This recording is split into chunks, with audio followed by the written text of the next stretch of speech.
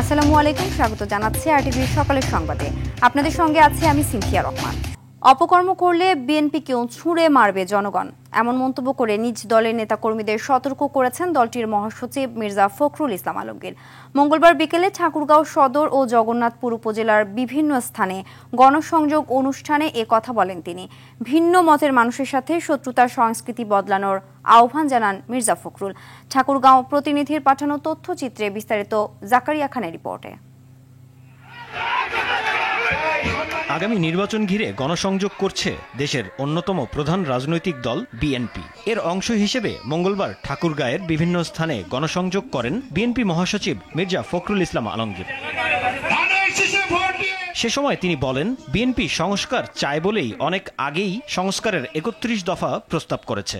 তবে সংস্কারের পাশাপাশি যথাসময়ে নির্বাচনও জরুরি বলে মন্তব্য করেন তিনি। আমরা সেজন্যই বলছি, খুব পরিষ্কার করে আমরা ২১ দফা দিচ্ছি সংস্কারের, যে আমরা কোনো বিভেদ রাখতে চাই না। এই মিটিংগুলোতে মানুষের মুখ দেখে বুঝতে পারবেন যে সবাই পরিবর্তন চায় এবং সবাই ভোট দিয়ে সরকার গঠন করতে চায়। বিএনপি মহাসচিব বলেন, বিগত বছরগুলোতে অত্যাচার নির্যাতনের প্রতিশোধ নিতে চায় না তার দল। বলেন, দল মত ধর্ম নির্বিশেষে একটি শান্তির বাংলাদেশ গড়তে চায় বিএনপি। প্রতিহিংসা চাই না, প্রতিশোধ চাই না। সকলের সঙ্গে সুসম্পর্কে দিয়ে হিন্দু মুসলমান বৌদ্ধ খ্রিস্টান সমস্ত দলগুলো মিলে আমরা এখানে একটা শান্তির বাংলাদেশ তৈরি করতে চাই।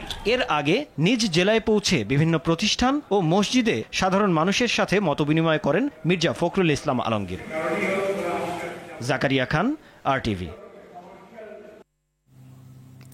লন্ডনে চিকিৎসা থেকে দেশে ফিরতে বিএনপি চেয়ারপারসন বেগম খালেদা জিয়ার জন্য এয়ার অ্যাম্বুলেন্স প্রস্তুত করা হচ্ছে বলে জানিয়েছেন পররাষ্ট্র উপদেষ্টা মোহাম্মদ তৌহিদ হোসেন। মঙ্গলবার বিকেলে পররাষ্ট্র মন্ত্রণালয়ে সাংবাদিকদের এ কথা বলেন তিনি। তবে তিনি কবে দেশের উদ্দেশ্যে রওনা দেবেন সে বিষয়ে এখনো কিছু জানা যায়নি। এর আগে খালেদা জিয়ার জন্য এয়ার অ্যাম্বুলেন্সের ব্যবস্থা করতে গত সপ্তাহে পররাষ্ট্র উপদেষ্টা মোহাম্মদ তৌহিদ হোসেনকে চিঠি দেন বিএনপির মহাসচিব মির্জা ফখরুল ইসলাম আলমগীর। তাতে বলা হয়, খালেদা জিয়ার শারীরিক অবস্থা স্থিতিশীল, তবে আশঙ্কামুক্ত নন। তাই চিকিৎসকরা তাকে বিশেষ এয়ার অ্যাম্বুলেন্সে করে দেশে আসার পরামর্শ দিয়েছেন।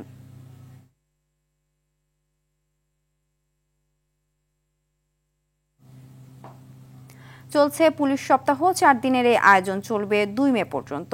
এ উপলক্ষে জনমনে আস্থা ফেরাতে জনবান্ধব পুলিশ হতে লজিস্টিক সাপোর্ট বাড়ানো, গবেষণা বৃদ্ধি সহ একগুচ্ছ পরিকল্পনা হাতে নিয়েছে police.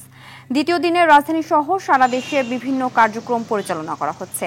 CID, RAB, tourist police, PBI, anti terrorism unit, highway police, APBN, railway police, নৌ পুলিশ, শিল্পাঞ্চল পুলিশ সহ সব বাহিনী নিজ উদ্যোগে পুলিশ সপ্তাহ পালন করছে। রাজধানীর বিভিন্ন স্থানে বাড়তি দায়িত্ব পালন করছে পুলিশ। সচেতনতা বাড়াতে ও অপরাধীদের আইনের আওতায় আনতে তৎপর রয়েছে।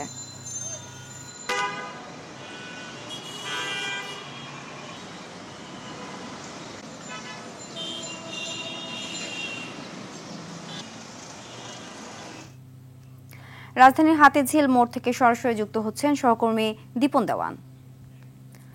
দীপন, পুলিশ সপ্তাহ উপলক্ষে রাজধানীতে বাহিনীটির তৎপরতা কেমন দেখছেন? সাধারণত পুলিশ সপ্তাহ যখন শুরু হয় তখন আমরা যেটা দেখি যে শহরের বিভিন্ন পয়েন্টগুলিতে প্রচণ্ড পরিমাণে ব্যানার, ফেস্টুন, পুলিশের বিভিন্ন ধরনের কর্মকাণ্ডের এই সমস্ত ব্যানার, ফেস্টুন সম্বলিত বিভিন্ন জিনিসপত্র দেখা যায়। কিন্তু এবারের পুলিশ সপ্তাহে আমরা সেই জিনিসটা একদমই দেখিনি।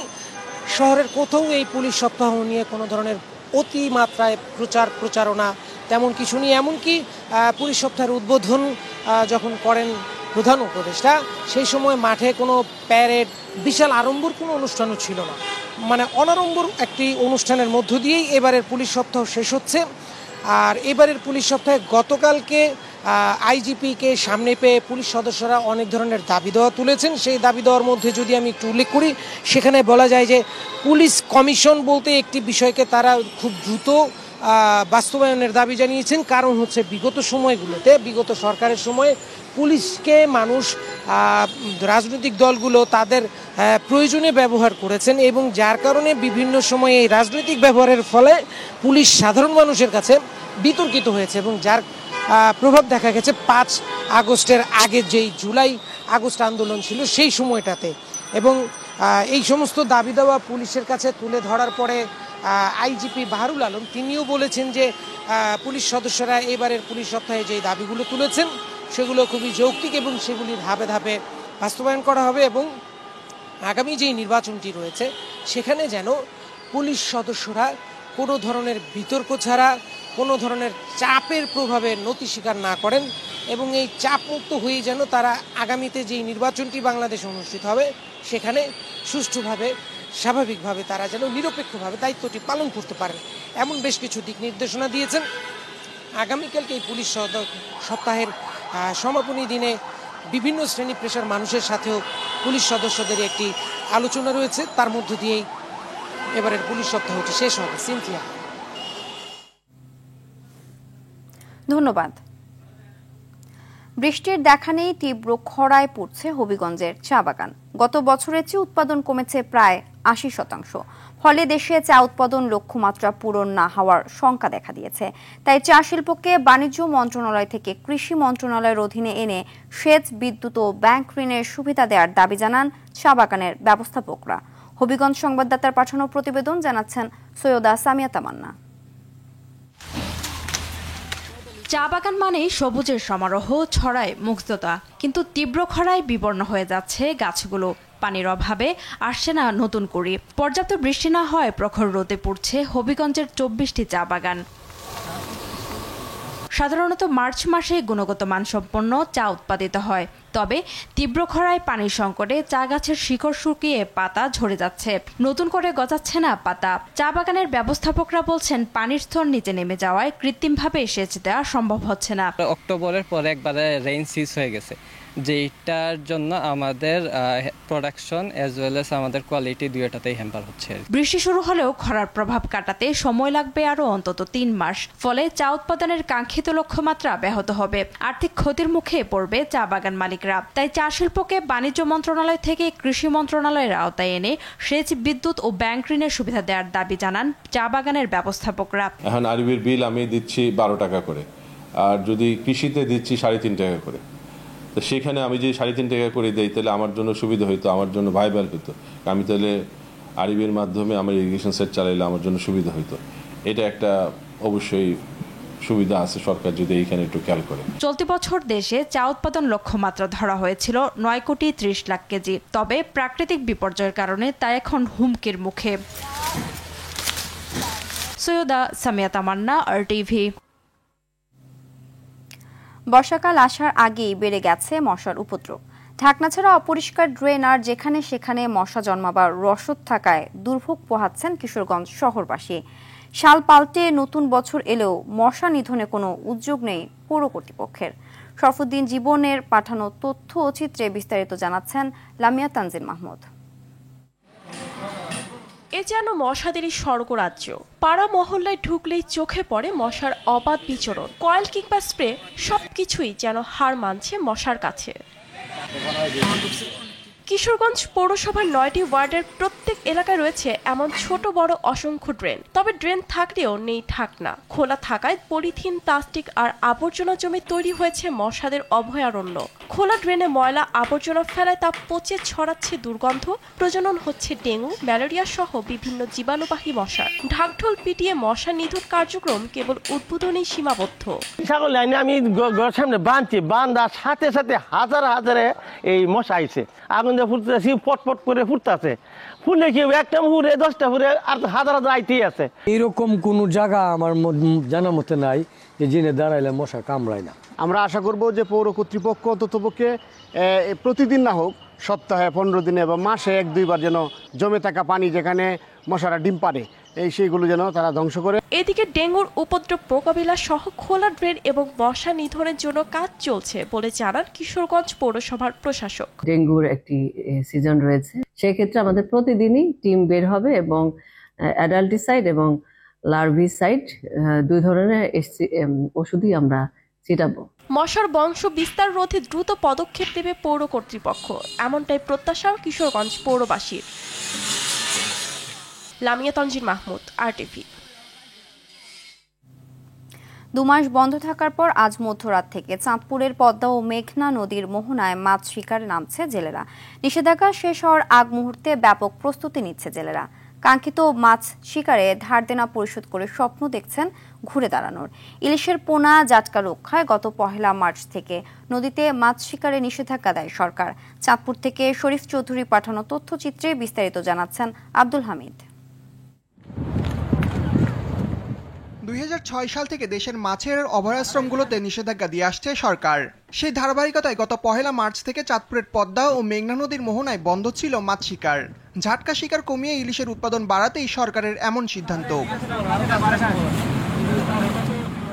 নিষেধাজ্ঞা প্রত্যাহার হয় আজ মধ্যরাত থেকে জেলার প্রায় 50,000 জেলে নদীতে মাছ শিকারে নামবে। এরই মধ্যে নৌকা, জ্বালানি, জালসহ মাছ শিকারের যাবতীয় সরঞ্জাম প্রস্তুত করেছে জেলেরা। তবে নদীতে মাছ ধরতে পারার আনন্দের পাশাপাশি কিস্তির টাকা পরিশোধের চিন্তায় রয়েছেন তারা। আলহামদুলিল্লাহ আমরা নামবো, দেখি নদীতে মাছ পাই কিনা। আমরা নৌকা তেল দিছি, আলকাতা দিছি, জাল ঠিক করছি, আমরা কিস্তি উঠে অনেক টাকা ঋণ হয়েছি। আল্লাহ বাঁচালে তুই মাছ পাইলে তো ভামু, আর না পাইলে তো আমরা দেনা বেনা যেটি করে থুইছি এটি দেওয়ানি আঙ্গুর দুগ্ধা রেয়া যাইব। আমরা এখন অভিযান শেষ হবে, আমরা লামু যদি নদীতে থাকে তো ফামু, ভাগ্য ভালো হলে, আর না পাইলে নাই, বড় দাইলারা বাইক শেষ। এদিকে ইলিশের অভয়াশ্রম রক্ষায় নদীতে কঠোর নজরদারি ছিল জেলা প্রশাসনের। এই মৌসুমে ইলিশের উৎপাদন বৃদ্ধির আশা জেলা প্রশাসকের।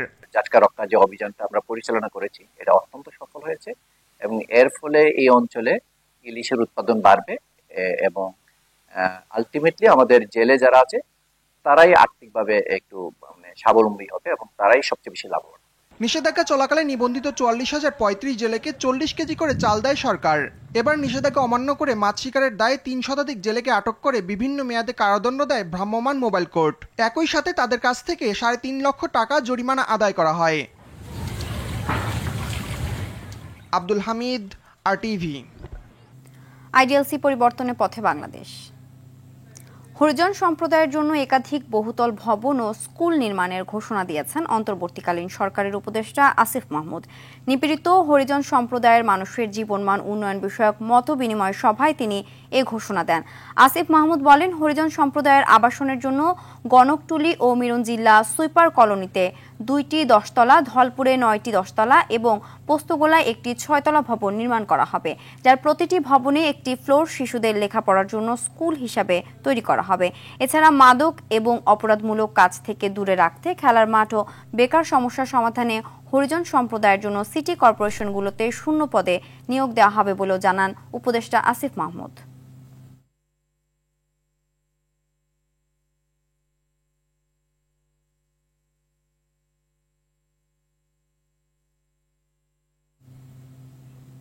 ভারত পাকিস্তান প্রসঙ্গ। টানা 6ষ্ঠ দিনের মতো সীমান্তে গোলাগুলিতে জড়িয়েছে 2 চিরপ্রতিদ্বন্দ্বী দেশ ভারত ও পাকিস্তান।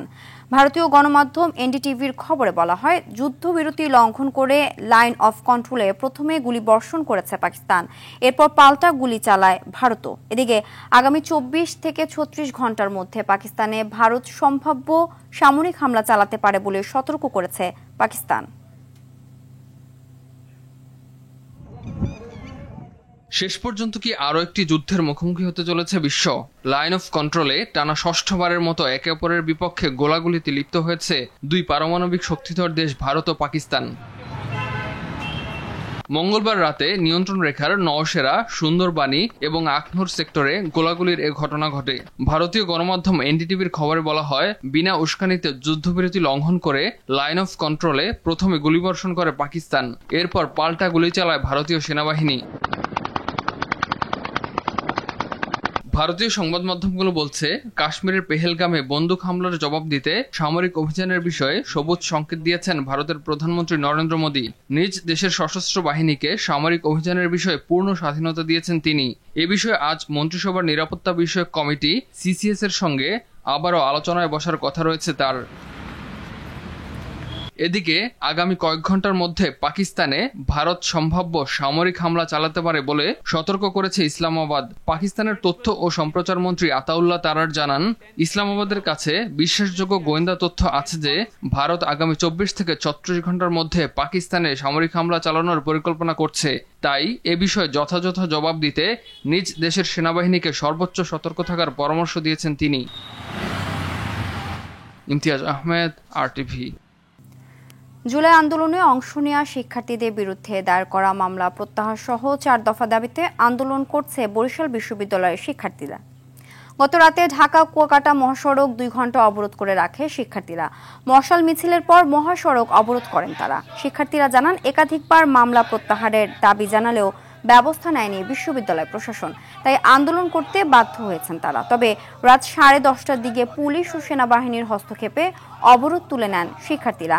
মামলা প্রত্যাহার না করা পর্যন্ত আন্দোলন চলবে বলে জানান তারা।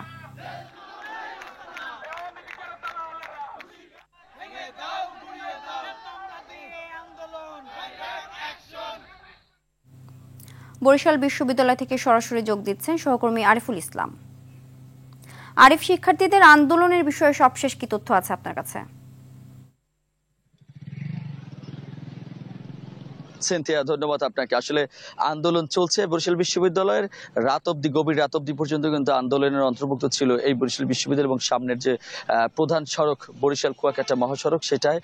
এবং এখন যে আমি দাঁড়িয়ে আছি বরিশাল বিশ্ববিদ্যালয়ে, আমরা এখানে আন্দোলনরত শিক্ষার্থীদের সাথে কথা বলেছিলাম। তারা বলছেন যে দিনের বেলায় আসলে তাদের তেমন কোনো কর্মসূচি নেই। তাদের দৈনন্দিন যে রুটিন, অর্থাৎ ক্লাস অনেকে চলছে, অনেকে বা ক্যাম্পাসে বিভিন্ন ধরনের কার্যক্রম চলছে, সেটি এই কার্যক্রম করলেও সন্ধ্যার পর থেকে কিন্তু তাদের পুনরায় আবার আন্দোলন তারা ডাক দিয়েছে। এবং মূল যে সমস্যাটি সেটা হচ্ছে যে বিশ্ববিদ্যালয়ের সামনেই একদম প্রধান ফটক হচ্ছে যে মহাসড়কের বা মহাসড়ক লাগোয়া, অর্থাৎ এই যে একটু সমস্যা হলেই কিন্তু তারা মহাসড়কে অবরোধ করে এবং সেই অবরোধের কারণে গোটা দক্ষিণ অঞ্চলের যে বরিশাল বিভাগের 6টি জেলা, 4টি জেলায় কিন্তু একদম ব্লক হয়ে যায়, মানুষ কোনো আসা যাওয়া করতে পারে না। এর মধ্যে বড় যে ভোগান্তিতে পড়ে সেটা হচ্ছে যে দূরপাল্লার যাত্রীবাহী বাসগুলো এবং ঢাকা বরিশাল মহাসড়ক, বরিশালের প্রধান যে স্বাস্থ্য কেন্দ্র অর্থাৎ শের-ই-বাংলা মেডিকেল হাসপাতাল, সেখানে রোগীরা। তো যে সমস্যাটির কথা বলছেন তাদেরকে 4টি দফা তারা দিয়েছেন, 4টি যে দাবি তুলেছেন। এই দাবির মধ্যে অন্যতম হচ্ছে তাদের এই বরিশাল বিশ্ববিদ্যালয়ের গেট চুরি এবং অন্যান্য যে মালামাল খোয়া গিয়েছিল। এই ঘটনায় বরিশাল বিশ্ববিদ্যালয়ের যে ভিসি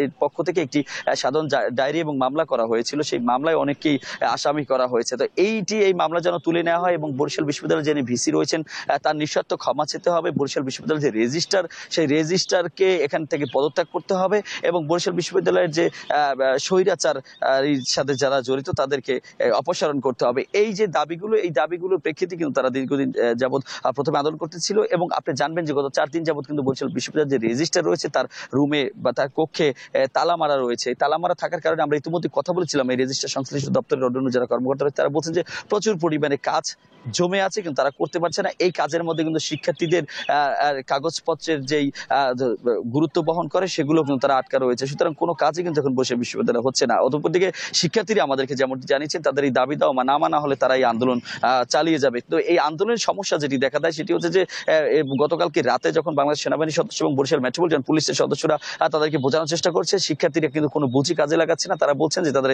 আন্দোলন চলবে। প্রথমে বলা হয়েছিল যে 10 মিনিট যেন তারা সড়ক অবরোধ করবে, কিন্তু এরপরে আমরা দেখি যে প্রায় 2 ঘন্টা যাবত সড়ক অবরোধ করে এবং 2 ঘন্টা অবরোধ করে মানুষের তীব্র ভোগান্তির সৃষ্টি হয়। এরপরে কিন্তু বাংলাদেশ সেনাবাহিনীর সদস্যরা এখানে আসে এবং পুলিশ আসে, তারা বোঝানোর চেষ্টা করে, কিন্তু সেনাবাহিনীর সদস্যরা প্রাথমিকভাবে কিছুটা বুঝিয়ে তাদের ভিতরে পাঠিয়ে দেয়। কিন্তু তারা বলছেন যে এই দাবি দেওয়া না মানা হলে আগামীকালকে থেকে অর্থাৎ আজকে থেকে পুনরায় তারা এই আন্দোলন করবে। আরেকটু জানিয়ে রাখি, বরিশাল বিশ্ববিদ্যালয়ের যিনি ভিসি তিনি কিন্তু।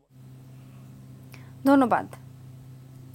আন্তর্জাতিক প্রসঙ্গ, ইতিহাস গড়ে টানা 4র্থবার কানাডার ক্ষমতায় বসতে যাচ্ছে ক্ষমতাসীন লিবারেল পার্টি। জাতীয় নির্বাচনে নিজ দলের বিজয়ী হওয়ার ঘোষণা দিয়েছেন দেশটির প্রধানমন্ত্রী মার্ক কার্নি।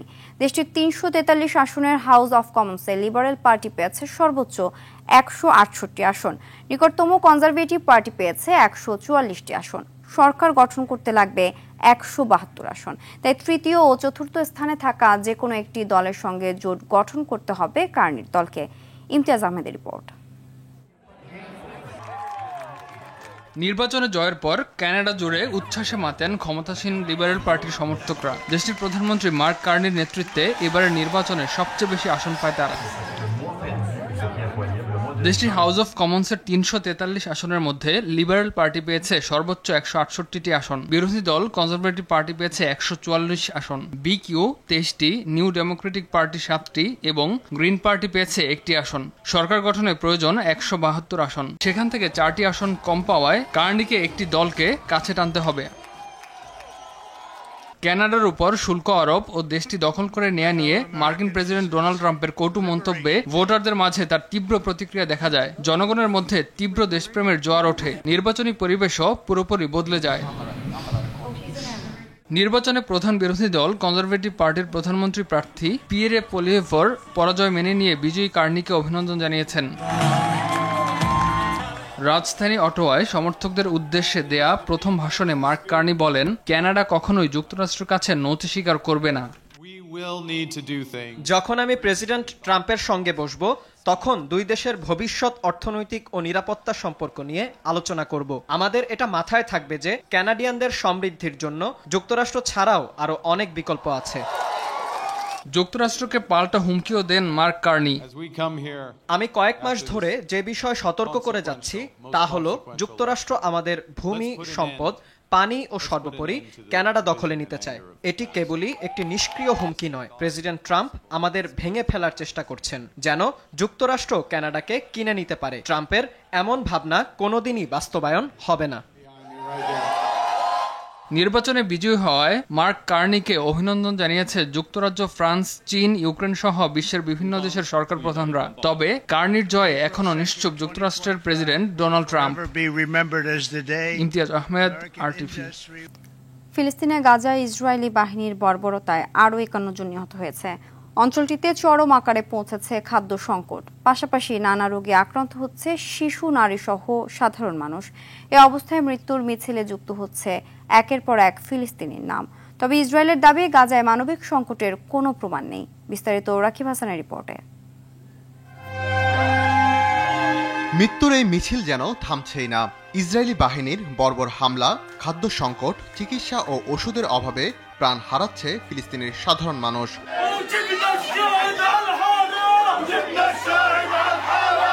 এই নিষ্ঠুরতার মাত্রা যেন কোনো কিছু দিয়েই পরিমাপ করা যায় না। রক্তপিপাসু ইসরায়েলের থেকে রেহাই পাচ্ছে না ফিলিস্তিনের নিষ্পাপ শিশুরাও। ইসরায়েলি অস্ত্রের কাছে এই শিশুরা ঝরে পড়ছে একের পর এক লাশ হয়ে। আর সন্তানহারা মায়েদের আহাজারি যেন নিত্যদিনের চিত্র হয়ে দাঁড়িয়েছে গাজা উপত্যকায়। শুধু অত্যাধুনিক অস্ত্রের ব্যবহারই নয়, অবরুদ্ধ গাজা উপত্যকায় মানবিক পরিস্থিতি ভয়াবহ রূপ ধারণ করেছে। জাতিসংঘ জানিয়েছে বর্তমানে সেখানে 60,000-এর বেশি শিশু মারাত্মক অপুষ্টিতে ভুগছে। বাস্তুচ্যুত মানুষের জন্য পানি সরবরাহের ঘাটতি সম্পর্কেও সতর্কতা উচ্চারণ করেছে সংস্থাটি। তবে ইসরায়েলের দাবি, গাজায় মানবিক সংকটের কোনো প্রমাণ নেই। যুদ্ধবিরতির সময় 25,000-এর বেশি ত্রাণবাহী ট্রাক গাজায় প্রবেশ করতে দিয়েছে তারা। যদিও আন্তর্জাতিক মানবাধিকার সংস্থা, জাতিসংঘ এবং স্বাধীন পর্যবেক্ষকদের দেয়া তথ্য সম্পূর্ণ ভিন্ন চিত্র তুলে ধরেছে। গত 2 মাস থেকে ইসরায়েল গাজার সব সীমান্ত বন্ধ রেখেছে। ফলে খাদ্য, ওষুধ ও মানবিক সহায়তা প্রবেশ বন্ধ রয়েছে। জাতিসংঘ মানবাধিকার সংস্থা ও স্বতন্ত্র রিপোর্ট বলছে, এতে করে গাজার মানুষ ভয়াবহ মানবিক বিপর্যয়ের মুখে পড়েছে। রাকিব হাসান, RTV। বাংলাদেশ ব্যাডমিন্টন ফেডারেশনের নবগঠিত কমিটির পরিচিত পর্ব সম্পন্ন হয়েছে। দায়িত্ব বুঝে নিয়ে 19 সদস্যের কমিটির সবার সঙ্গে বৈঠক করেছেন নতুন সভাপতি সালাউদ্দিন আলমগীর। এ সময় কমিটির সদস্যদের ফুল দিয়ে বরণ করে নেন সাবেক ও বর্তমান শাটলাররা। দেশে ব্যাডমিন্টনের উন্নয়নে করণীয় সম্পর্কে সবার মতামত শোনেন নতুন সভাপতি। বক্তারা স্কিল ডেভেলপমেন্টের নতুন বিদেশি কোচ নিয়োগ এবং লীগ ও জাতীয় প্রতিযোগিতার ধারাবাহিকতা রাখার ওপর জোর দেন। এছাড়াও কর্পোরেট ব্যাডমিন্টন চালুর ব্যাপারে নিজের ইচ্ছের কথা জানান নতুন সভাপতি। সকালের সংবাদ এ পর্যন্তই। মধ্যাহ্নের সংবাদ দুপুর 12টায় দেখার আমন্ত্রণ রইল। ধন্যবাদ সবাইকে।